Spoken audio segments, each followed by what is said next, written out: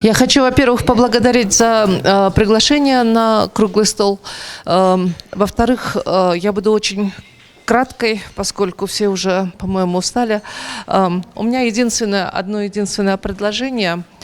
Ну, во-первых, я очень внимательно слушала все, что говорилось до этого, и я понимаю, что из всех выступающих я не услышала ни одного слова, кто поддержал бы вот эти изменения в Конституцию. То есть все участники сошлись на том, что им не нравится сама идея внесения изменений в Конституцию.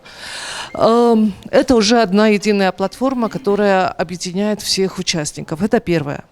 Во-вторых, я хотела бы поддержать Адахана Кимсанбаевича в его предложении о том, что необходимо создать или комитет, или группу, или штаб, или секретариат. Но должно быть создана чисто организационно какая-то структура для решения конкретной вот этой проблемы, для решения конкретно этого вопроса.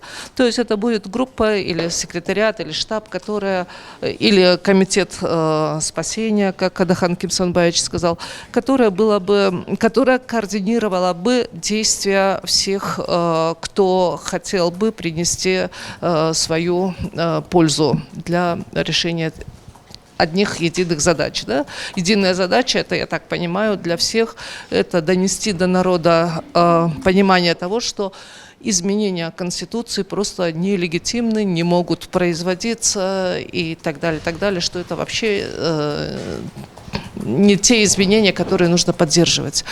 И, по-моему, уже одно вот это будет большим результатом сегодняшнего круглого стола. Так что поздравления организаторам. Спасибо.